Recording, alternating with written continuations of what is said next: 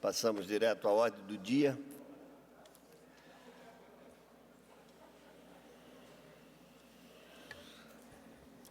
Discussão e votação em turno único, PL 229/2025, autora a deputada Janice Krasniak, institui a Semana de Conscientização sobre a Neurodiversidade e altera o anexo único da Lei 18.531. Pareceres favoráveis das comissões. Em discussão, não havendo quem queira discutir, em votação. Deputados que aprovam permaneçam como se encontra. Aprovada a matéria em sede de turno único. Discussão e votação em turno único. PL 360/2025. Autor, deputado Rodrigo Minotto, declara de utilidade pública o Instituto Arnes, do município de Forquilinha. Pareceres favoráveis das comissões. Em discussão. Não havendo quem queira discutir, em votação. Aprovada a matéria. Discussão e votação em turno único. PL 392/2025. Autor, deputado Márcio Machado. Declara de utilidade pública a Associação Adorável Vira-Lata, AAVL, do município de Monte Carlo. Pareceres favoráveis das comissões. Em discussão. Não havendo quem queira discutir, votação. Aprovada a matéria. Discussão e votação em turno único. PL 439/2025.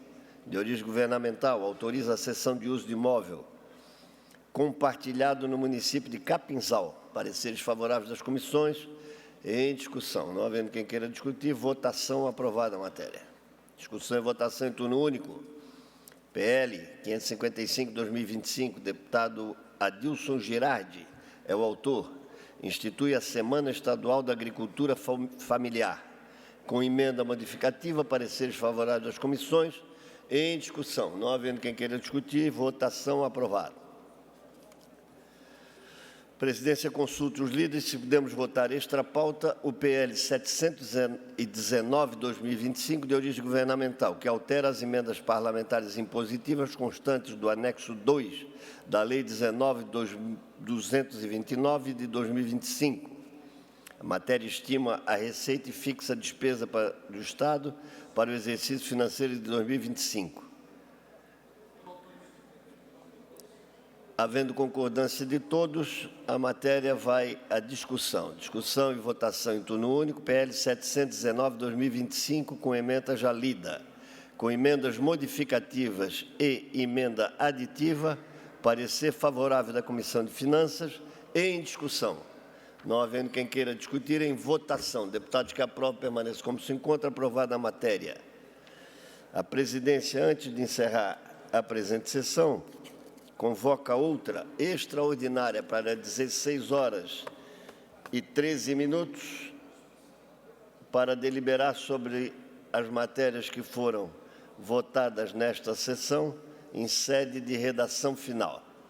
Está encerrada a presente sessão.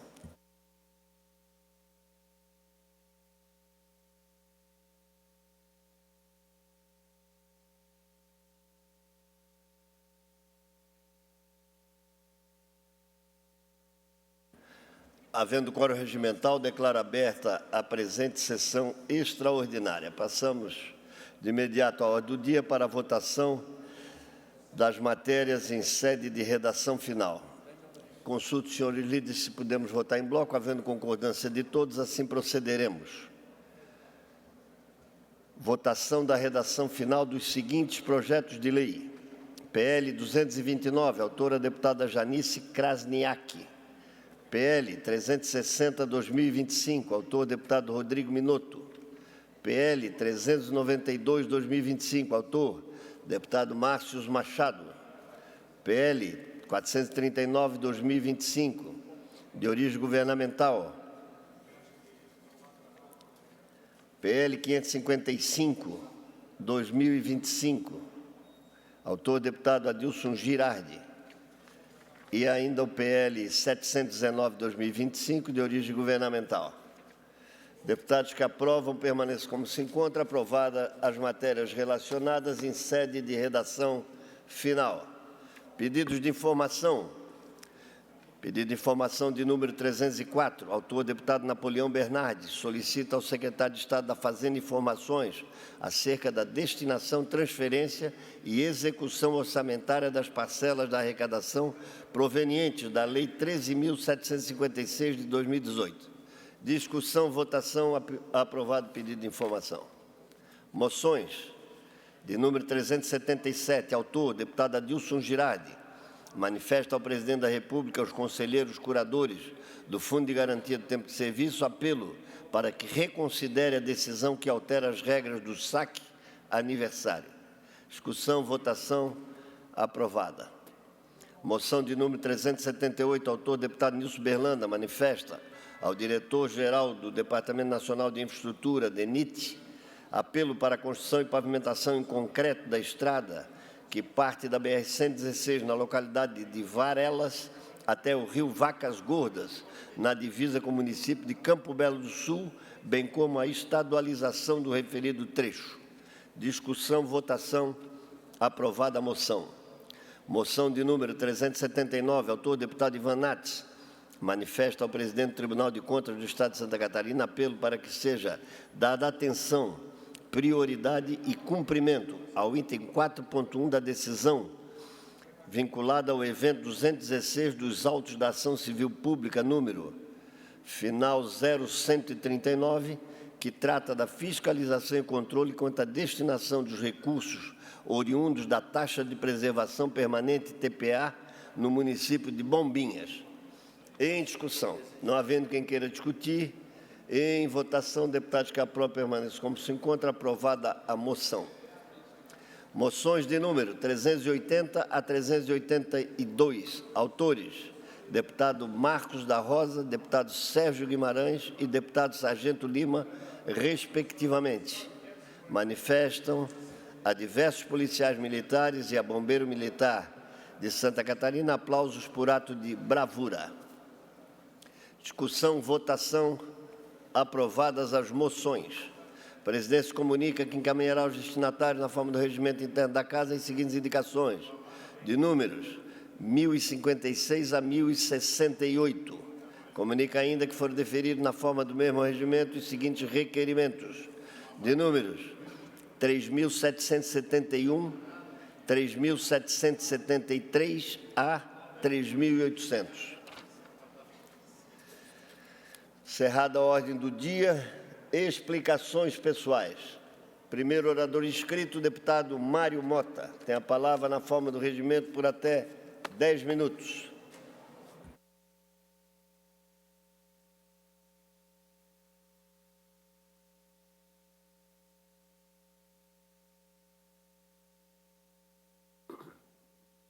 Muito obrigado, senhor presidente.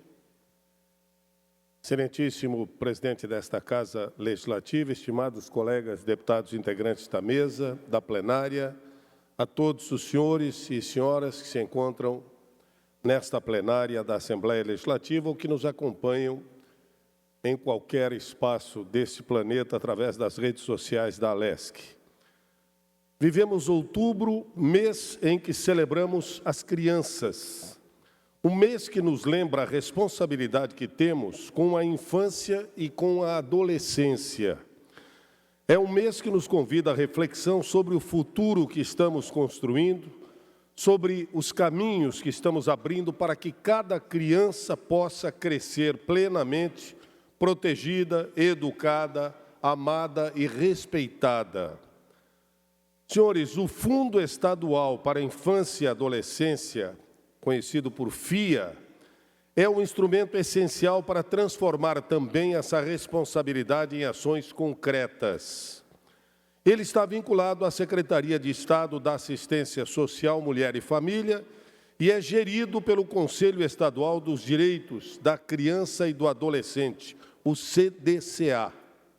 Seus recursos são destinados exclusivamente a financiar programas, projetos e ações voltadas ao desenvolvimento, à proteção e ao bem-estar de crianças e adolescentes, neste caso, do Estado de Santa Catarina. É fundamental destacar que os recursos do fundo, do FIA, devem complementar e não substituir os recursos orçamentários das secretarias ou dos órgãos responsáveis. Cada real do FIA é uma oportunidade concreta de investir no futuro de nossas crianças e, consequentemente, no futuro do Estado e do país.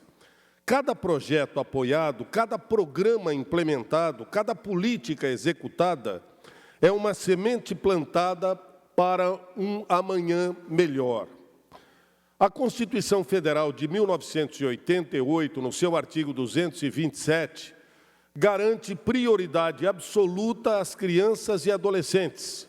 O Estatuto da Criança e do Adolescente detalha como essa prioridade deve concretizar, estabelecendo diretrizes para conselhos, políticas públicas ou fundos. Aqui em Santa Catarina, a Lei Estadual 12.536, de 2002, instituiu o Fundo para a Infância e Adolescência e o Conselho Estadual dos Direitos da Criança e do Adolescente, criando a estrutura necessária para transformar direitos em ações efetivas, garantindo que nossas crianças tenham proteção, educação, lazer, saúde, dignidade assegurados. Mas, colegas, apesar de toda essa estrutura legal e institucional, os números revelam uma realidade preocupante.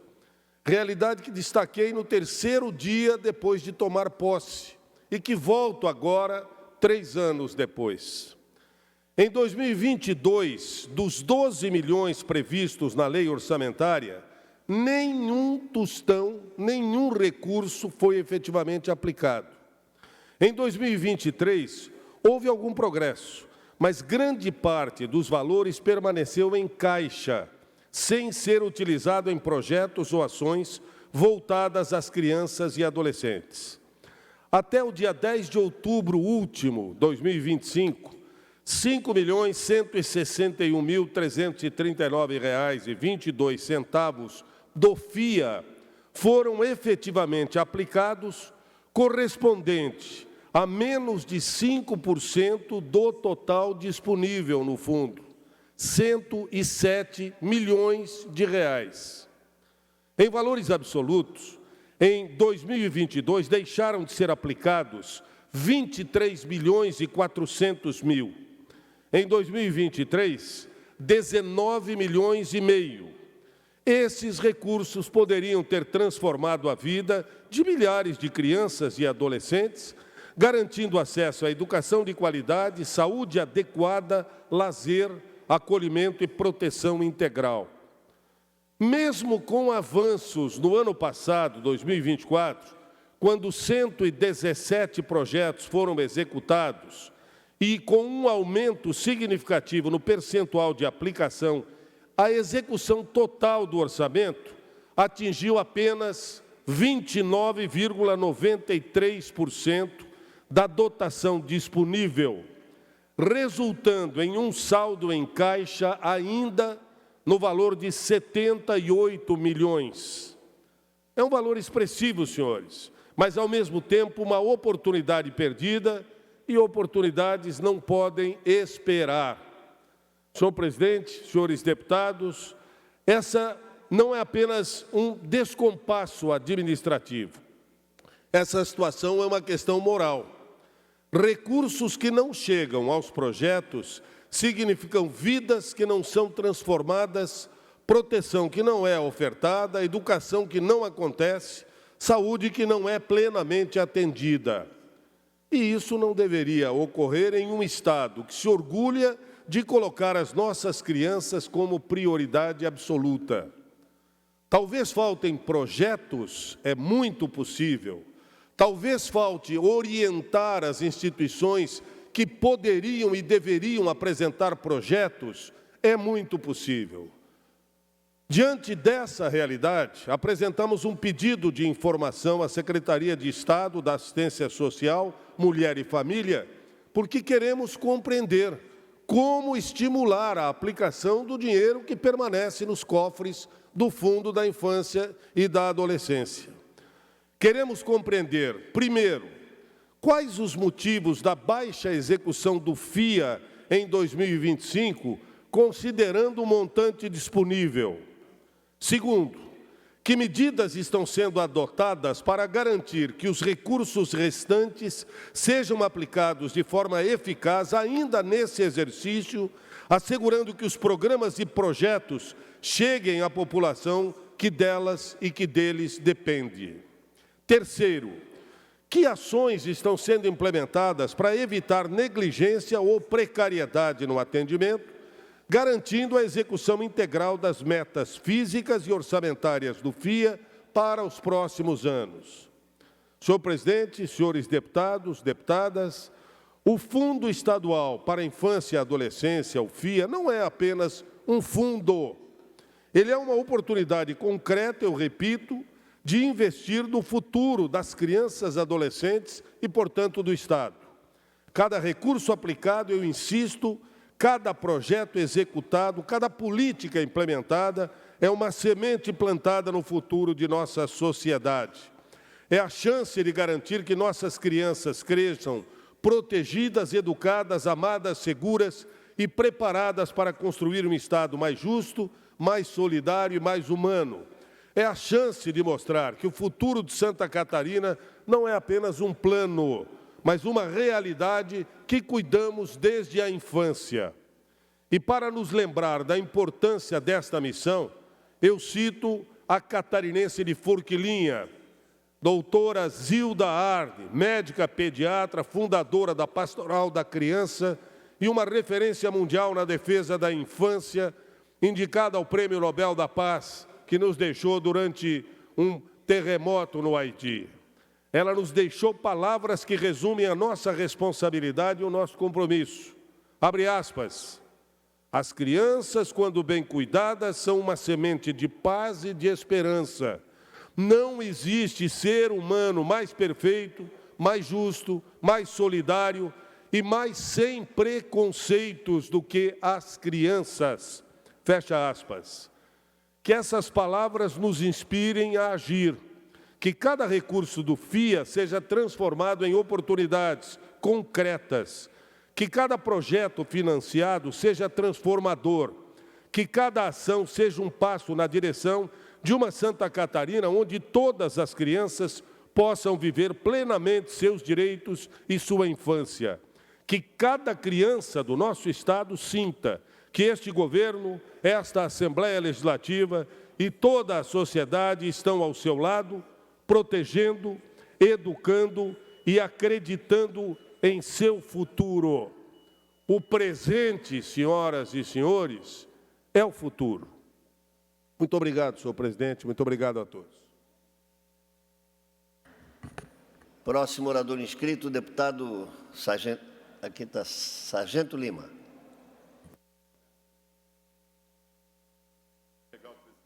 Tem a palavra por até 10 minutos.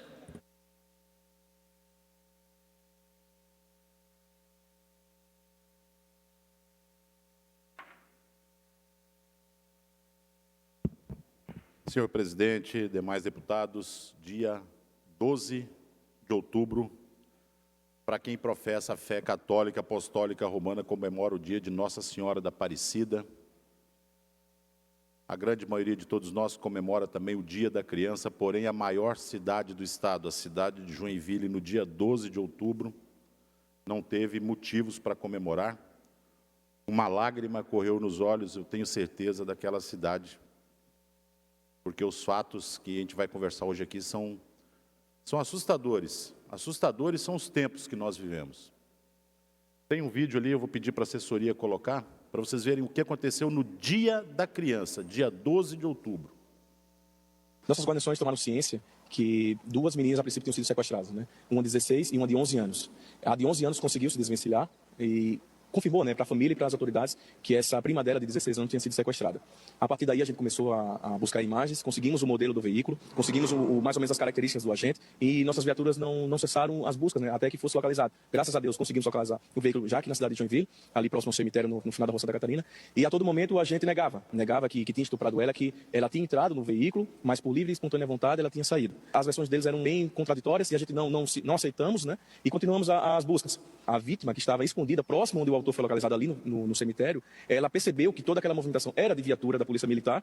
Assim que ela viu as viaturas, se identificou e informou que realmente ela foi sequestrada, não conheceu o agente e foi estuprada ali mesmo no cemitério. A seguimos ali pelo relato dela, perceber que realmente ele era o autor daquele estupro, do sequestro. E aí, obrigado. Vocês imaginem o terror de uma criança sendo estuprada nos fundos de um cemitério. Se esconde, quando chegou as viaturas, ela se escondeu ali entre as árvores, os túmulos ali, e quando ela percebeu que era a polícia, ela saiu correndo em direção à salvação dela. Muitos já correram em direção ao giroflex da minha viatura, sendo aquela luz que te leva para o teu local seguro. Alguns pensam, né, por que a polícia não matou esse cara? No final da minha fala eu vou explicar o porquê que não matou. Nós temos duas grandes certezas, duas enormes certezas diante desses fatos. A primeira delas é que essa criança ela vai estar morrendo na sua cama de velhice, se Deus quiser, em plena saúde, mas ainda vai estar sendo assombrada. E nunca mais vai ter uma vida normal. Nunca mais. Como eu disse, 27 anos de polícia, tive a oportunidade de ver vários casos desses, ninguém sai normal de uma experiência dessa. Nem quem atende a ocorrência sai normal, sai inteiro. A você ver o tamanho da maldade que uma pessoa pode cometer. Ninguém sai normal disso. E a outra grande certeza que nós temos é que dali, esse sujeito que foi preso foi para uma audiência de custódia. Na audiência de custódia foi-lhe oferecido café, foi perguntado se os policiais o maltrataram, se ele está bem cuidado. Dali ele foi conduzido para uma cela separada, porque o crime sexual, né, ele não pode ter contato com os outros presos ali. Se você fizer a contabilidade da pena, de 6 a... sendo ali menor de 12 anos, a menina tem 11, vai ser de 8 a 15, a mínima de 8, a máxima de 15. Vão colocar ali o cárcere privado e o sequestro, se a promotoria assim entender. Vai tirar 21 anos, como é hediondo, não é um sexto, é um terço da pena. São 2/3 da pena, 3 vezes 7, 21, vai passar 14 anos na cadeia. Se ele não tinha o segundo grau, ele vai fazer o segundo grau. Se ele não tem o primeiro grau, ele vai fazer. Ele vai ter um ensino profissionalizante. No segundo ano de cadeia, ele já esqueceu do crime que ele cometeu. Mas essa menina ela vai levar para o resto da vida. Por isso, quando eu me posiciono pela direita, eu me lembro de políticos que em Brasília defenderam a castração química. Defenderam a perda da possibilidade de progredir no regime para crimes dessa natureza. Nós não podemos arriscar, nós não somos ratinhos de laboratório em que um juiz fala assim, eu vou tirar e vou testar. Se ele matar de novo, eu ponho aqui dentro de novo. Porque uma das vítimas pode ser qualquer um de nós. Toda moça, toda menina, eu tenho um filho homem, eu falo para meu filho, filho, as meninas têm que ser tratadas como princesas. Essa menina é filha de alguém, é irmã de alguém, um dia vai ser mãe de alguém. Não se admite isso. Mas não, tem gente que defende essa política nefasta do desencarceramento. É a forma mais barata, presidente, de resolver um problema. Solta.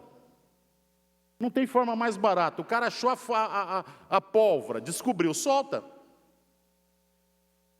Assim como fazem com comunidade, onde se chamava favela anteriormente, o que fizeram? Colocaram rua? Não. Colocaram iluminação boa? Não. Colocaram esgoto? Não. Colocaram saneamento básico? Levaram água, energia? Não.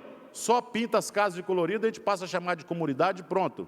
Está resolvido o problema. É impressionante como se resolve os problemas desse país.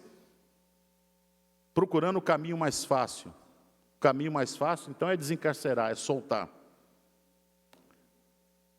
E explicar o porquê que não... Muitas pessoas perguntam, por que os policiais chegaram lá e não mataram ele? Porque ninguém sabe muito bem o que é você conviver primeiro, tendo ciência de que você tirou uma vida, seja lá de quem for, do maior bandido que tenha. Isso aí também o cara nunca mais fica normal. Nunca mais, pelo menos uma vez por noite, tu vai ver o rosto daquela pessoa, antes de dormir. não fica nunca mais. Segundo, se ele faz isso, esse sim, esse policial sim, ia ser julgado lá na vala comum, lá dentro do presídio.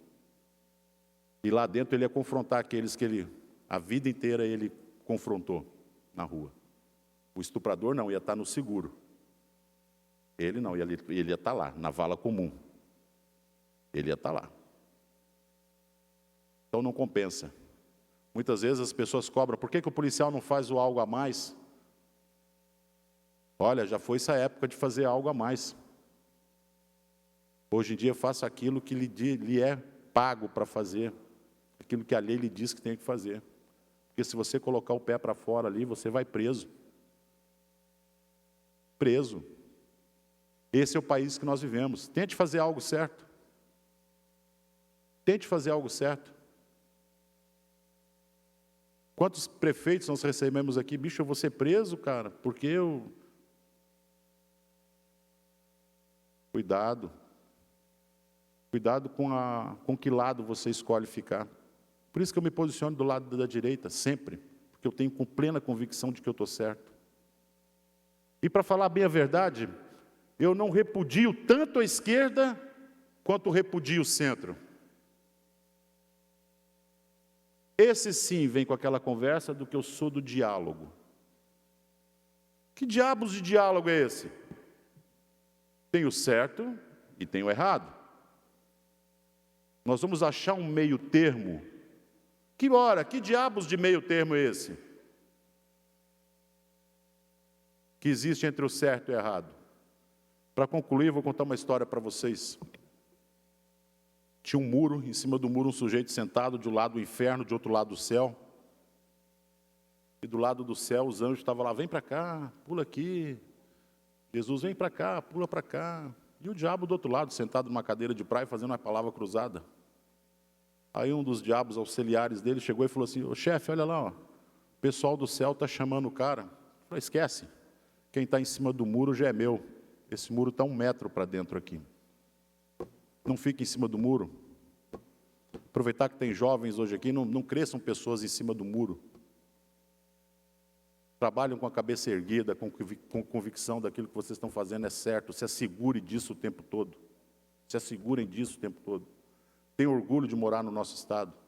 Tenham orgulho de defender pautas que protegem a vida desde a sua concepção. Tenham orgulho disso. Tenham orgulho de repudiar o crime com todas as suas forças. Isso não é bom. Isso não é bom, isso não é salutar. Se protejam o tempo todo. Se protejam o tempo todo. Proteja a pessoa que está do teu lado o tempo todo.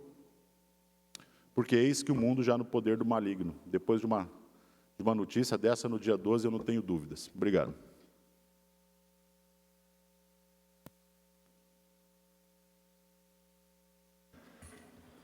Não há mais oradores inscritos. A presidência, antes de encerrar a presente sessão, convoca outra especial para o dia de hoje, às 19 horas.